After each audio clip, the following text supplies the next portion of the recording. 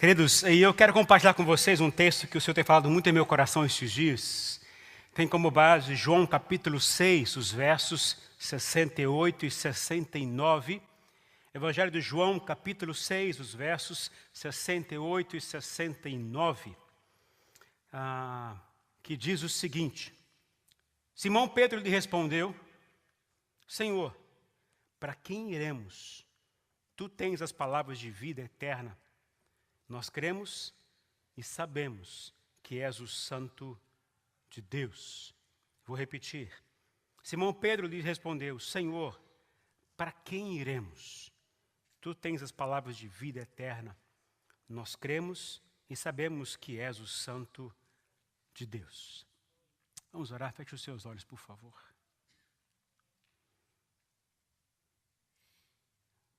Meu Senhor Jesus, nós te amamos e temos o prazer e a alegria de sempre poder conversar contigo. Queremos sempre aprender do Senhor, a viver de acordo com a vontade do Pai. Queremos conhecê-lo cada dia mais. Queremos compreender a forma e a linguagem que o Senhor quer que a gente tenha dentro do teu reino e neste mundo ao qual nós vivemos. Para isso te pedimos que o Senhor fale conosco através da tua palavra nesta noite. Usa a tua palavra, usa a minha vida e fala com cada um de nós, Pai. É a minha oração em nome do Senhor Jesus. Amém. Amém. O capítulo 6 de João, ele começa contando a história da multiplicação dos pães e dos peixes. É uma história das mais lindas. Jesus havia se retirado com os discípulos, entraram no barco, indo para outra margem. E ao chegar na outra margem, saem do barco e quando começam a subir uma montanha, ali se deparam com a multidão. A Bíblia fala que existe mais de 5.000 homens, fora mulheres e crianças. Eu poderia contar lá automaticamente umas 15.000 pessoas, pelo menos, naquele lugar. E Jesus entra meio daquela multidão alegremente, porque aquele povo estava ali para ouvir e receber as coisas do próprio Senhor Jesus. Aquilo que Jesus poderia fazer a eles. E aquele povo estava faminto, porque já estava um certo tempo ali aguardando a chegada do Senhor Jesus. E o momento é maravilhoso, porque Jesus chega e pergunta: o que vocês têm para comer? E dar a esse povo. E disseram: Jesus, nós temos 5 pães e 2 peixes. Um jovenzinho tem só isso e Jesus pediu: então traga para mim. E Jesus pegou aquele cesto com aquele pão, aquele peixe. E ele levou aos céus, consagrou ao Senhor, e ali houve a multiplicação dos pães e dos peixes. E aquela multidão toda ficou saciada. Todo mundo recebeu o alimento que tanto necessitava naquele momento. E isso alegrou o coração, não somente de quem estava lá, mas dos discípulos e do próprio Senhor Jesus. Porque a comida veio dos céus para todos eles. E logo depois Jesus começa então a conversar com os discípulos e com as pessoas próximas deles. Quem estava ali mais perto começou a ouvir o ensinamento do Senhor Jesus. E Jesus então começou a dizer o seguinte: eu sou o pão da vida, o pão que desceu do céu para alimentar a todos vocês. Aquele que crê em mim terá vida eterna. Aquele que comer do pão que eu der nunca mais terá fome. Aquele que se saciar de mim, daquilo que eu falar, nunca mais terá fome, porque tudo que eu dou é espírito e é vida. E aquele povo começou a ouvir, e Jesus dizendo: olha, eu sou o pão vindo do céu, eu vim do céu, eu sou o próprio Filho de Deus, e eu vim aqui para dizer a vocês que eu sou o que vocês necessitam. Então começou uma conversa entre aquela multidão, em especial alguns discípulos, não entre os 12 que estavam, apesar que esses poderiam estar até questionando, mas começaram então a indagar: mas quem é o Senhor? Conhecemos os seus pais, conhecemos José e Maria, conhecemos a sua história. Como você me diz que veio do céu? Como você me diz que veio, que você é filho de Deus? E começaram então a questionar o Senhor Jesus. Começaram a questionar as palavras do Senhor Jesus. Começaram a duvidar do que ele falava. E ali então Jesus se entristece. Porque o povo começa a duvidar do que ele falava.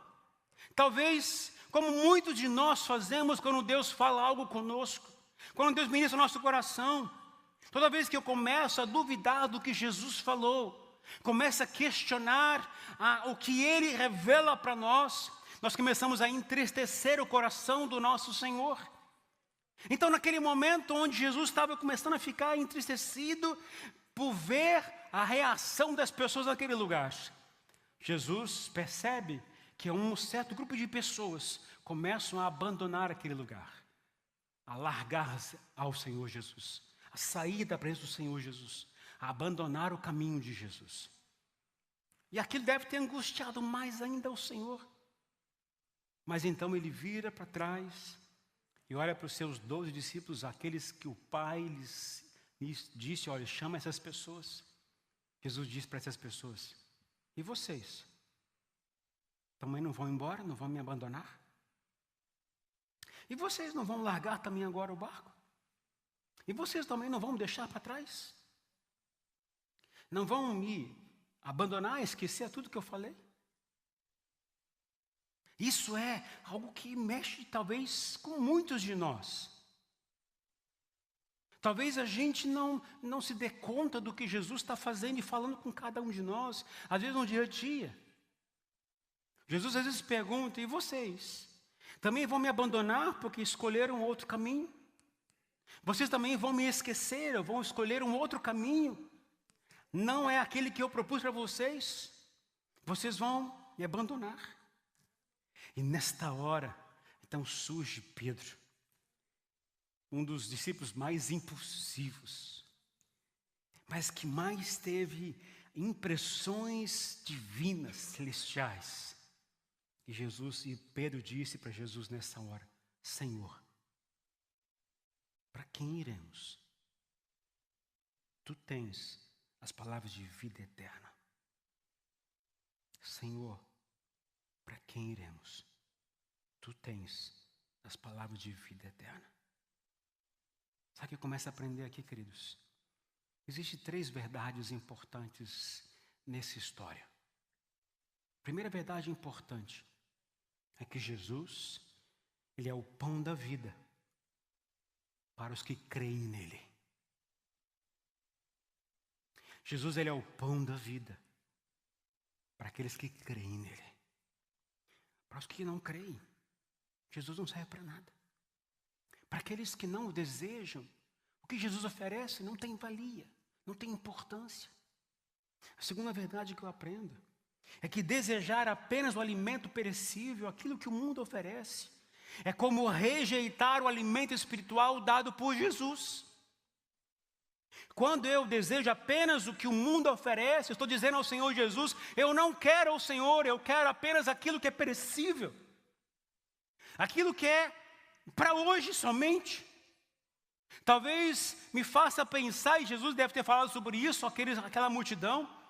Jesus disse, Moisés foi instrumento do Pai, do Senhor, para trazer um maná que durava apenas um dia. Ao final da tarde ou ao anoitecer, aquilo que ficasse ia apodrecer. E agora Jesus disse, olha, esse maná acaba, mas o que eu sou e o que eu dou, isso nunca mais irá acabar. Isso é eterno. Então, quando eu escolho, eu desejo apenas o alimento perecível, aquilo que o mundo oferece, eu estou dizendo ao Senhor, eu estou rejeitando o teu alimento. Eu estou rejeitando o pão da vida, rejeitando o alimento que vem dos céus, que é eterno. E a terceira verdade é que não se alimentar dele e de suas palavras é como rejeitar a vida eterna. Não me alimentar dele, das suas palavras, é como rejeitar a vida eterna. As palavras podem ser até duras e difíceis de entender, porque foi exatamente isso que aconteceu com o povo naquele lugar. Eles não entenderam o que Jesus falava. Eles começaram a questionar, porque aquilo não descia na sua mente, não era compreensível. Como é que alguém pode vir do céu? Como é que esse homem vai ser o filho do próprio Deus? E essas questões, essas indagações, gerou dúvida nesse povo, ao ponto de abandonar e rejeitar. Porque as palavras de Jesus eram muito difíceis de se entender.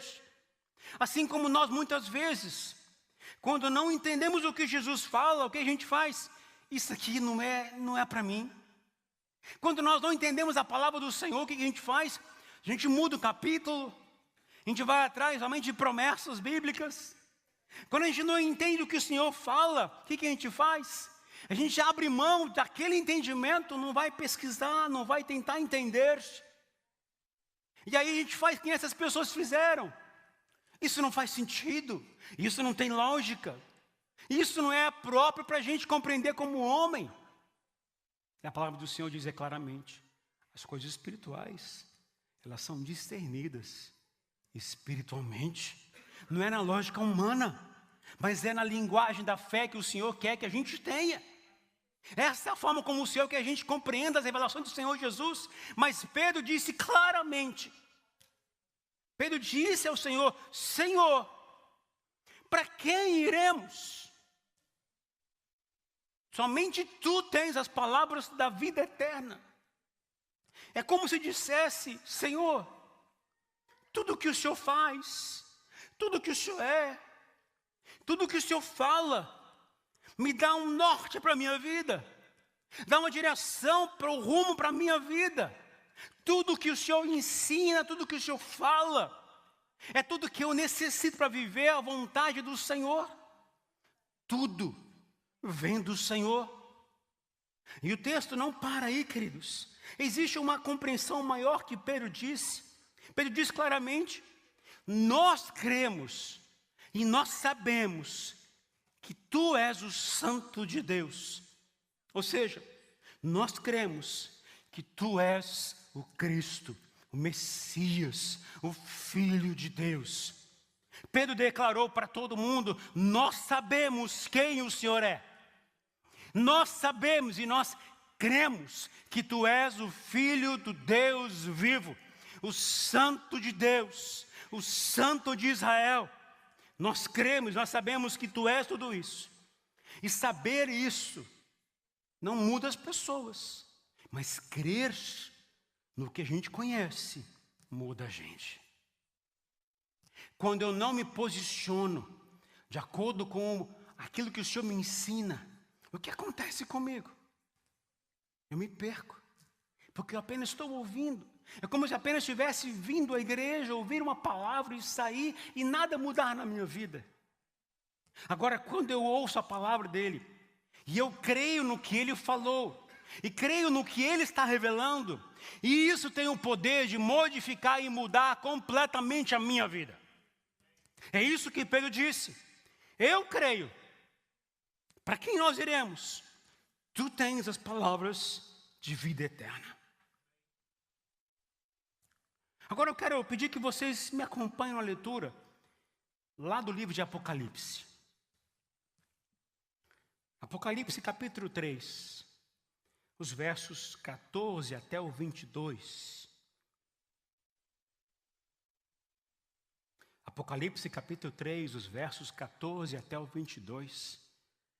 Antes de ler, deixa eu dar um pequeno contexto. O livro de Apocalipse, ele foi escrito pelo apóstolo João, o último apóstolo a morrer, mais ou menos nos finais dos anos 80. João estava sozinho, preso numa ilha. João não tinha mais acesso ao povo.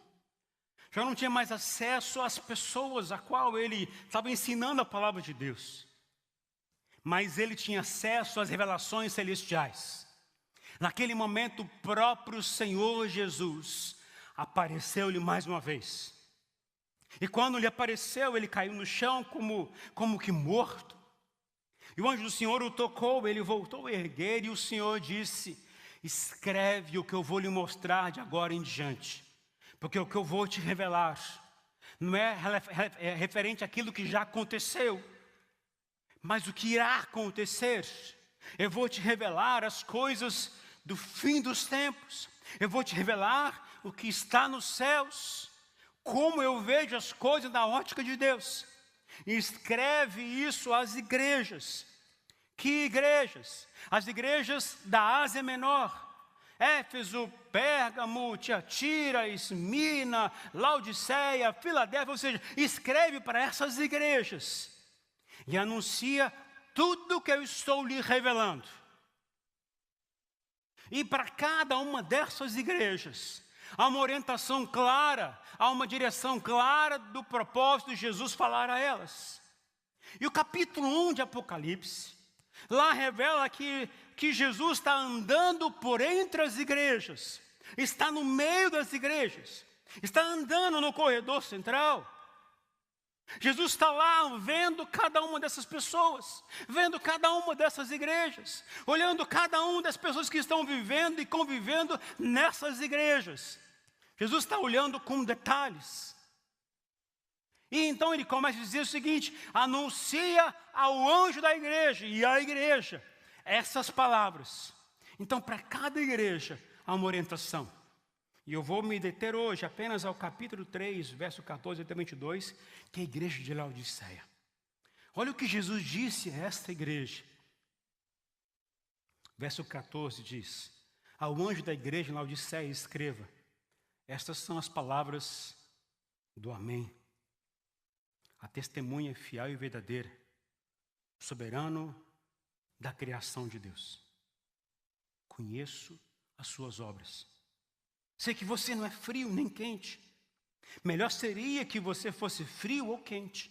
Assim, porque você é morno, não é frio e nem quente, estou a ponto de vomitá-lo da minha boca.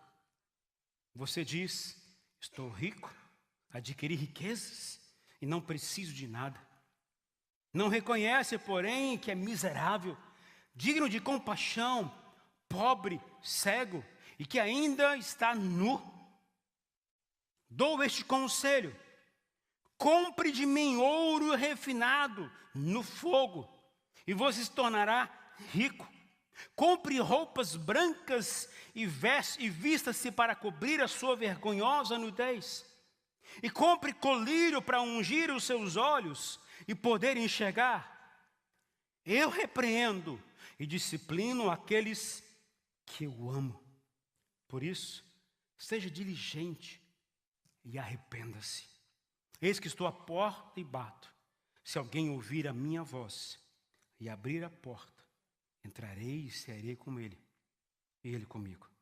Ao vencedor darei o direito de sentar-se comigo em meu trono, assim como eu também venci e sentei-me com meu Pai em seu trono. Aquele que tem ouvidos, ouça o que o Espírito diz às igrejas. Para 7 igrejas do Apocalipse, há uma palavra comum, que Jesus disse para todas elas. Jesus que andava pela igreja, Jesus que andava pelos corredores centrais, vendo cada uma das pessoas que pertenciam, participavam, frequentavam as igrejas. Jesus repetiu a mesma palavra para todas elas. Ele disse: conheço. É como se estivesse dizendo: eu conheço você. Eu conheço as intenções do seu coração. Eu conheço o que está na sua cabeça. Eu conheço o que está no seu coração. Eu conheço como você vive na sua casa. Eu conheço o que você faz quando você está sozinho. Eu conheço o que você faz quando está no seu trabalho. Eu conheço tudo o que você é. Eu te conheço por dentro. Conheço os seus órgãos, conheço os seus pensamentos, conheço as suas motivações. Jesus disse para todas as igrejas: eu conheço vocês, eu conheço as suas obras, eu conheço quem são vocês. E aqui na igreja de Laodiceia, Jesus começa a falar algumas palavras que são não fora de um contexto, mas fala da realidade que eles podiam entender muito bem. Jesus citou ali ouro refinado. Jesus citou vestimentas. Jesus citou colírio.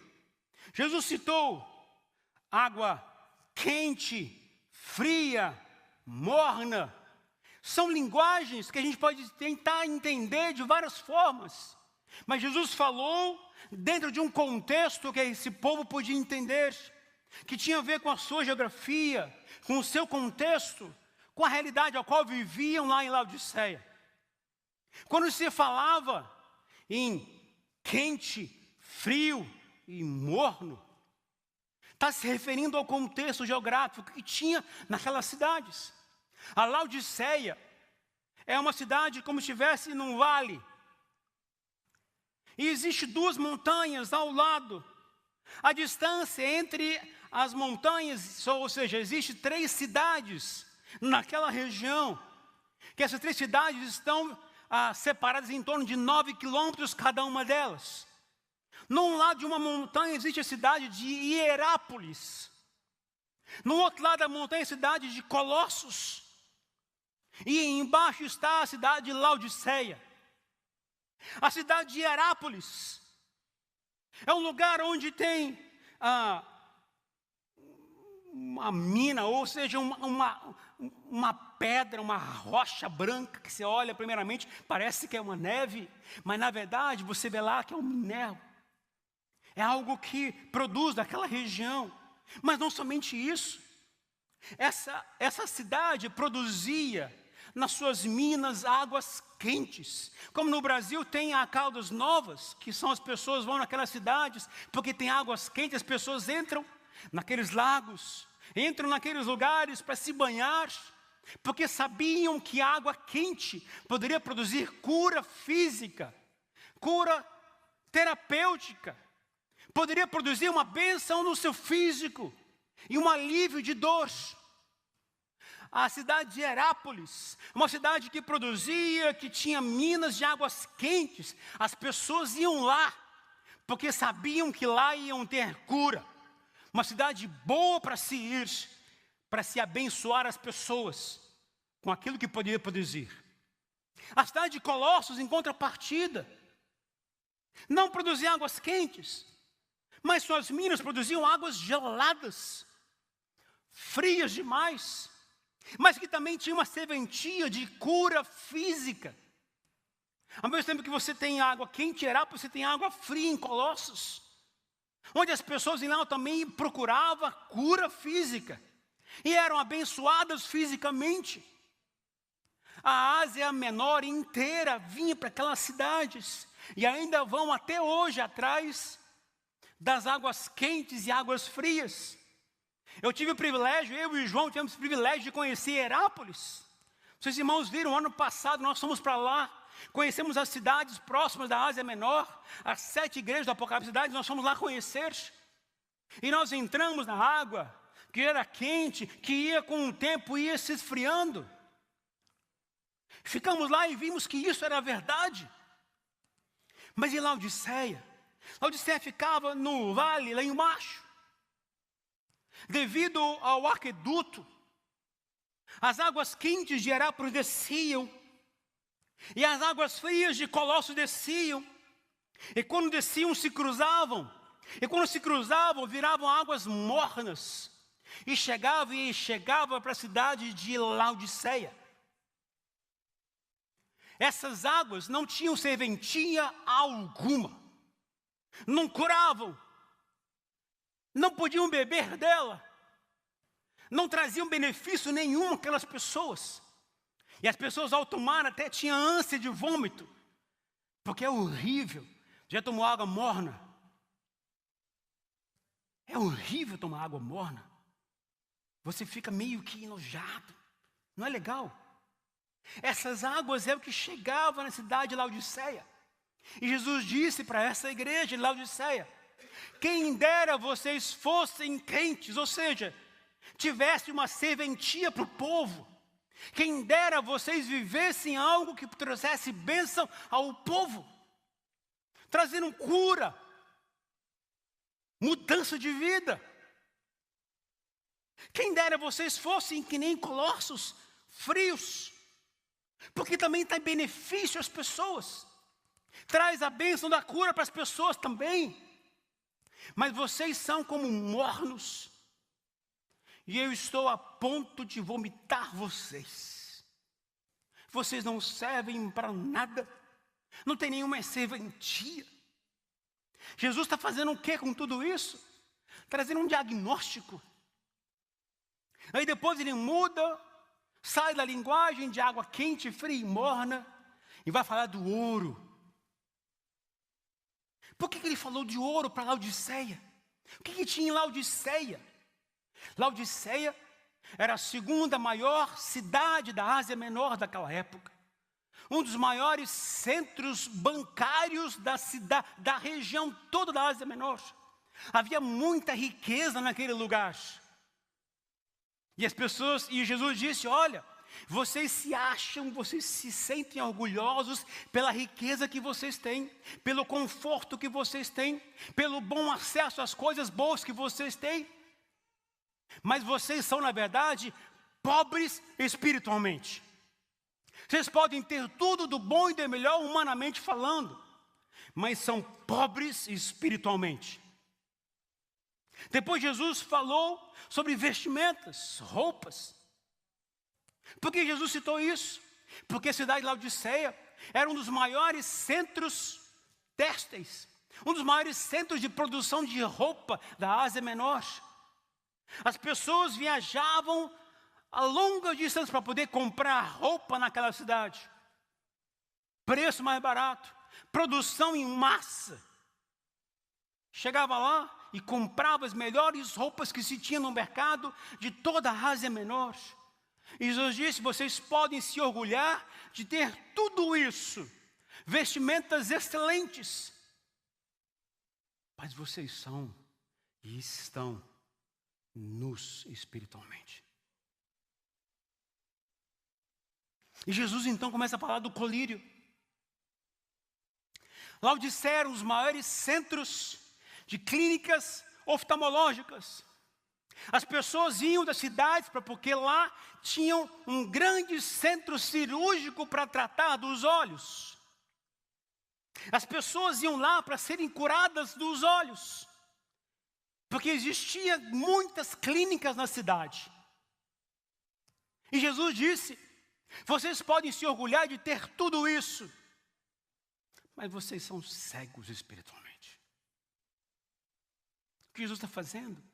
Trazendo um diagnóstico da igreja. Jesus está andando na igreja dizendo, olha, vocês são assim, vocês estão dessa forma. E Jesus está entrando naquela igreja e falando tudo. Qual é o problema dessa igreja? Essa igreja não tinha problema de heresia. Essa igreja não tinha problema de questões morais, sexuais, de pecados. Essa igreja não tinha problema com falsos mestres. Essa igreja não tinha problema com ideologias equivocadas.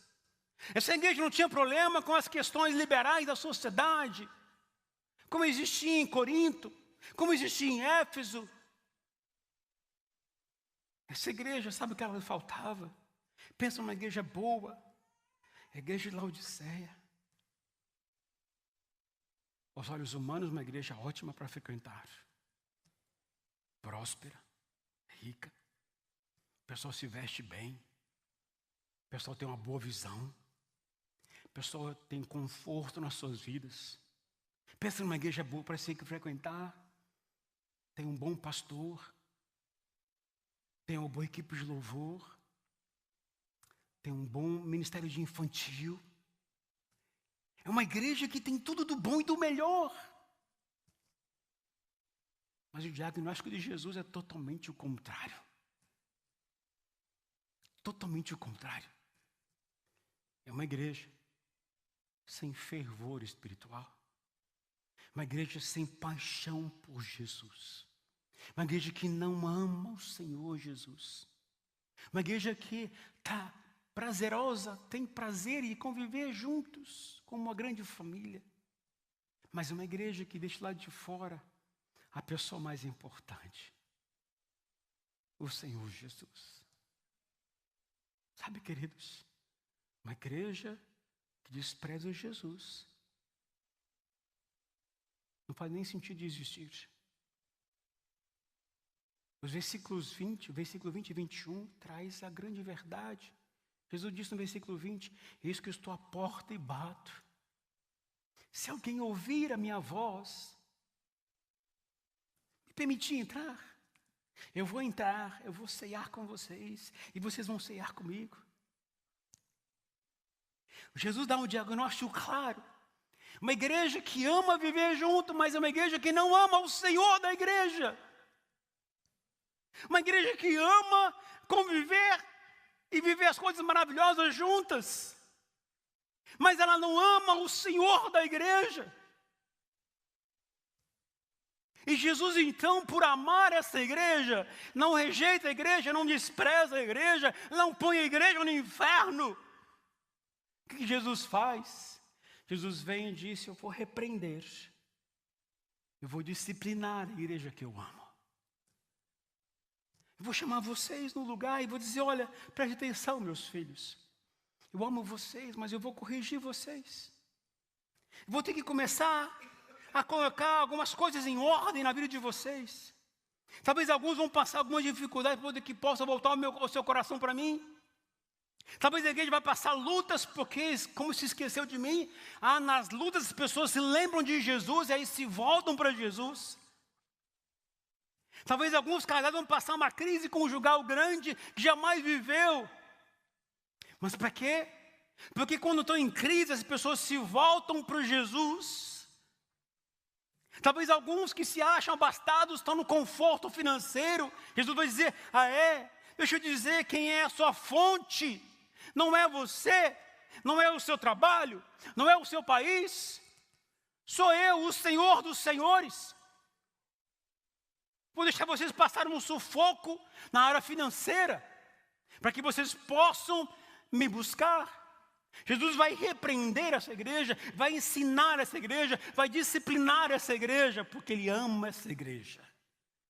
Assim como os pais repreendem, disciplinam os seus filhos, porque amam os seus filhos.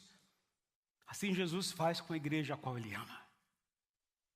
Mas Jesus não somente dá o diagnóstico, mas Jesus não somente repreende essa igreja. Jesus traz uma promessa para essa igreja. E essa promessa está no versículo 21, onde Jesus disse claramente, olha, eu vou deixar vocês, cadê o que fala o versículo 21? Ao vencedor eu darei o direito, ao vencedor eu darei o direito de sentar-se comigo em meu trono. Assim como eu também venci e sentei-me com meu Pai em seu trono. Sabe o que isso me ensina, queridos? Jesus, olha, da mesma forma como o Senhor entrou na casa, entrou naquela igreja, e ali pôde ceiar com eles. A condição para você entrar no trono de Deus é você permitir Jesus entrar e ceiar e sentar na sua mesa e ceiar com você. Quando Jesus ceia com você na sua casa, na sua mesa, na sua família, na sua igreja, aí você tem o direito de sentar com Ele lá no trono celestial. A condição é a mesma. Não é um vencedor de qualquer forma. O vencedor é aquele que venceu as coisas que o mundo oferece. O vencedor é aquele que deixou de ser morno. O vencedor é aquele que comprou o ouro refinado pelo próprio Senhor Jesus. O vencedor é aquele que comprou as roupas, vestes do Senhor Jesus. O vencedor é aquele que comprou o colírio de Jesus. E Jesus deixou claro. Ele, além de corrigir, ele disse, vem para mim. Eu sou a esperança para vocês. Eu sou aquele que pode mudar a sua história, a sua vida. Se você comprar as minhas roupas, se você comprar o meu colírio, se você comprar de mim essas coisas. Não compre do mundo, não compre das pessoas, mas compre de mim, de mim. E a promessa é clara, se você permitir Jesus entrar na sua vida, aí você vai poder usufruir da bênção de sentar com Ele nos céus. Jesus nos garante uma grande bênção, se nós desejarmos ficar com Ele, ter Ele junto com a gente. Pedro disse claramente no texto que nós lemos de João: Senhor, para quem nós iremos? Só Tu tens as palavras de vida, da vida eterna. Só Tu tens. E hoje, infelizmente, devido ao secularismo, devido à vida que a gente corre, a gente vive dando desculpas para o Senhor. A gente vive justificando para o Senhor. Eu não vou estudar porque eu não tenho tempo. Eu não vou ler a Bíblia porque eu não tenho tempo. Eu não vou orar porque eu não tenho tempo. Aquele que rejeita o Pai Celestial, rejeita o pão celestial, não irá herdar a vida eterna. Não me entenda, a igreja não é uma porta larga que você entra e garante o céu. A igreja não salva ninguém. Quem salva é o Senhor Jesus. E o caminho proposto pelo Senhor Jesus sempre é uma porta estreita, curta, baixa. Tem que ter sacrifício. Tem que desejar Ele. Não pode desprezá-lo, colocá-lo lá fora. Não pode rejeitá-lo. Mas tem que querê-lo, querer Jesus na sua vida. A igreja de Laodiceia é uma das igrejas talvez mais prósperas fora Éfeso. Jesus disse: eu conheço vocês. Jesus está andando na nossa igreja.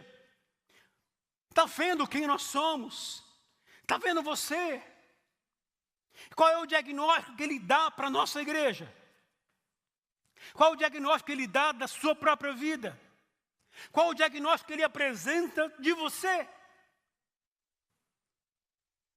Mesmo que Ele possa apresentar o diagnóstico ruim, mesmo que Ele apresente o diagnóstico que não é agradável para se ouvir, mas Jesus tem sempre a palavra de correção, de conserto, de restauração e de bênção. Eu quero dizer a vocês duas coisas importantes. A primeira coisa que o Senhor me ensina através dessa carta a Laodiceia é que eu preciso voltar a amar o Senhor. Preciso voltar a amar, a falar com o Senhor. Hoje, enquanto eu dava minhas voltas lá no condomínio, enquanto orava ao Senhor, eu falava com Deus assim: Senhor, deixa eu pregar para o Senhor aqui agora. Eu vou pregar a mensagem hoje à noite para o Senhor aqui, você pode me ouvir? Eu comecei a pregar para Ele. Bobeira, né? Mas Ele ouviu tudo que eu falei. Mas uma coisa linda é que Ele tem prazer de ouvir a gente. Ele tem prazer de viver com a gente, dialogar com a gente, estar com a gente. Mas eu preciso desejar isso na minha própria vida. Eu não posso viver como esse povo que viveu longe, desprezou Jesus. Eu preciso amar ao Senhor, desejar ao Senhor, querer ao Senhor. E como é que eu quero ao Senhor? Como é que eu mostro que eu quero ao Senhor? Como é que eu mostro que eu amo a Jesus? Fazendo o que Ele manda eu fazer. O que Ele manda eu fazer? Jesus deixou para a gente 2 mandamentos. O primeiro mandamento qual que é? Amar a Deus. De qualquer jeito? Não. Ame a Deus com toda a sua força, com todo o seu empenho, com toda a sua alma, todos os seus pensamentos, com tudo que você tem. Ame ao Senhor, que Ele seja a pessoa mais importante da sua vida. Você pode ter uma casa, mas pode não ter uma casa. Isso é algo passageiro. Mas o que mais importa para você não é o que você tem, mas é Ele em você. O que mais importa não é o que você conquistou, apesar que isso é importante e é bom, mas o que Ele é e está com você. Quando você começa a pensar nessas coisas, você começa a lembrar da história bíblica, por que Davi foi um grande guerreiro, um grande vencedor. Diz a palavra do Senhor que o Senhor era com ele. Por isso ele era vencedor, porque o Senhor era com ele. E o Senhor vai ser com quem o ama. Quem não o ama, não tem prazer de viver com ele, de estar com ele, de orar a ele, de buscar ao Senhor.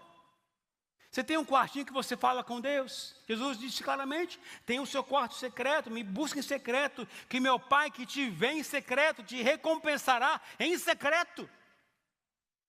Jesus te deu a dica, ame ao Senhor, viva para Ele, busque em oração, busque na palavra, tenha tempo com Ele, ame a Ele. O quanto que você ama o Senhor.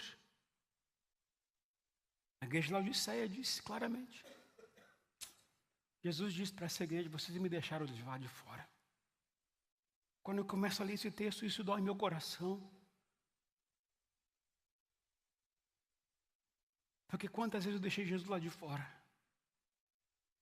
Quantas vezes eu larguei Jesus para pensar apenas nas minhas coisas pessoais? Quantas vezes eu deixei de buscar o Senhor para poder satisfazer um prazer, um desejo meu? E Jesus querendo ficar comigo, conversar comigo. Quantas vezes eu fiz isso? Mas Jesus está lá hoje, ó. Eis que estou à porta e bato. Se alguém ouvir a minha voz, abrir a porta, eu vou entrar com ele, vou cear com ele, e ele comigo. Primeira coisa que você tem que fazer, queridos, você tem que amar o seu Senhor. Amar o seu Senhor. Porque se isso não acontecer, nada irá mudar na sua vida. E Jesus vai trazer um diagnóstico não muito bom para você. E a segunda coisa que o Senhor me ensina nessa palavra, que a gente tem que estar com o foco naquilo que Ele prometeu para a gente. Não é ser uma questão egoísta, mas Jesus deixou claro, ao vencedor eu vou dar a vocês o direito de sentar comigo lá no céu, no trono. Jesus está dizendo o seguinte, olha, eu quero que você seja vencedor. Eu quero que você conquiste as coisas que eu preparei para você conquistar. Eu quero que você me permita estar com você, para que você, sendo vencedor, você possa se assentar comigo para o trono do Pai. Qual a motivação que você tem para viver? Esses dias eu fui no médico e a médica me disse o seguinte, qual que é a sua idade? Olhei para mim assim, 51. Estou ficando velho. A coisa não está boa. Tem que me cuidar. E você começa a ver assim, puxa, o que eu fiz na vida com 50 anos? O que eu conquistei com 50 anos? Nada. O que eu tenho? Eu tenho minha família. O que eu tenho mais? Eu tenho a coisa mais preciosa. Eu tenho o Senhor Jesus. Ele é meu amigo. Ele é meu companheiro. Pensa numa pessoa que viu o outro chorar, é o Senhor Jesus. Mas Jesus quer que eu vença na vida. Mas não é vencer na vida com os olhos que o mundo oferece. Não é por conquistar as coisas. A gente pensa que vencer na vida significa conquistar bens. A gente pensa que vencer na vida significa ser rico. A gente pensa que vencer na vida significa ter as coisas desse mundo. Isso não é vencer na ótica de Jesus. Jesus não falou ao vencedor, eu vou dar a ele prosperidade. Jesus, ao vencedor eu vou dar a ele riqueza. Ao vencedor eu vou dar a ele bens. Jesus não falou nada disso ao vencedor. Ele disse, olha, ao vencedor, ele vai sentar comigo no meu trono, junto com meu Pai. Ao vencedor eu vou dar aquilo que está lá, não é aqui. Onde está o foco do seu coração? Onde está o foco do seu coração? Você pode ter as coisas no mundo? Pode. Pode conquistar as coisas? Pode. Jesus não está proibindo você ter isto. Mas o seu coração não pode estar nisso. Eu tenho que ter um coração ensinável. Tenho que ter um coração pronto para querer aprender. Eu não sei tudo. Eu preciso aprender. Eu preciso conviver com pessoas que me ensinem. Eu preciso aprender e ouvir as pessoas que possam trazer em mim orientações, revelações. E Pedro disse: tu és o filho do Deus vivo. Pedro disse quem era Jesus. Imagina como ele é próximo de Jesus. Pedro foi um grande vencedor. Morreu crucificado, cabeça para baixo. Paulo, um grande vencedor. Morreu decapitado. Pastor, só coisa ruim? Não. Se eu entender que aquilo que eu tenho aqui neste mundo nem se compara ao que tem lá, eu vou entender que isso aqui é passageiro. Não é mais importante que o Senhor Jesus e o que Ele me oferece lá. Jesus diz a você hoje, talvez fazendo as perguntas que Ele fez para aqueles discípulos naquela hora. Ele perguntou aos discípulos: vocês também vão me abandonar? Porque não entenderam o que eu falei? Vão me abandonar porque não concordam com o que eu falei? Vocês estão ouvindo o meu diagnóstico da sua própria vida, como você está, ou como está a sua vida, como está a sua família. A gente vive orientando, alertando a igreja do perigo que os pais de hoje têm, que valorizam tanto nos seus filhos para as coisas que o mundo oferece. Aí eu vou levar meu filho lá na escola, porque a escola tal é melhor. Eu vou levar meu filho lá no esporte e tal, porque vai ser bom para o físico dele. Eu vou lá, aí quando tem uma chamada para um trabalho na igreja, eu não vou levar não, porque meu filho não tem tempo para isso. Jesus disse: compre de mim ouro refinado. Compre de mim ouro refinado. O foco e a fonte da vida não está naquilo que o mundo oferece, mas naquilo que Ele oferece. Porque Ele é tudo para a gente. Jesus é tudo. Ele é tudo, tudo e tudo e tudo. A gente deveria se dobrar ao falar e citar o nome do Senhor Jesus. Porque Jesus é a pessoa mais importante para a gente. A gente tem que dar honra, glória, louvor, poder, autoridade somente ao Senhor Jesus. Porque Ele é a pessoa mais importante para a gente. E todas as cartas, existe uma palavrinha final que diz: aquele que tem ouvidos, ouça o que o Espírito diz à igreja. Feche os seus olhos, por favor. Jesus está aqui neste lugar. Ele está olhando para mim e para você. Às vezes você diz: eu não entendo essas palavras. Eu não entendo o que o Senhor está falando. Muitos não entenderam. Mas Pedro disse: olha, Senhor, mesmo que eu não entenda tantas coisas, uma coisa eu sei e eu creio. Tu és o Cristo, o Filho do Deus vivo. E isto é o suficiente para mim. Mas o Senhor disse à igreja de Laodiceia: eu repreendo e disciplino a quem eu amo. E Ele aconselhou: compre de mim ouro, compre de mim investimento. Se hoje você quer fazer um concerto com o Senhor, voltar o seu coração para Ele e dizer: Senhor, me perdoe. Eu tenho dedicado muito a minha vida para as coisas que o mundo oferece. E você quer corrigir sua vida, o Senhor Jesus disse: olha, se arrependa. E volte-se para mim. Compre de mim o que você precisa. Se você quer hoje dizer: Senhor, eu quero corrigir minha vida. Não quero que o Senhor me dê um diagnóstico ruim, eu quero que o Senhor me dê um diagnóstico bom. Se você quer corrigir sua vida a partir de hoje, quer dar um passo de fé: Senhor, me ajuda. Eu quero te convidar a você vir no altar nesta hora. Quero te convidar a você vir aqui e dizer: Senhor, eu quero me arrepender. Eu quero pedir perdão ao Senhor. Porque eu, às vezes, tenho feito coisas que não agradam ao Senhor.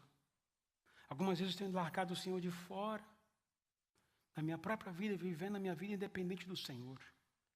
Se você quer corrigir, quer dizer: Senhor, me ajuda a mudar de vida. Eu quero te convidar a você dar um passo de fé hoje e dizer: Senhor, eu estou aqui. Me ajuda. Se você quer vir no altar, que é a oração, sai do seu lugar, vem aqui na frente nesta hora, eu quero orar por você.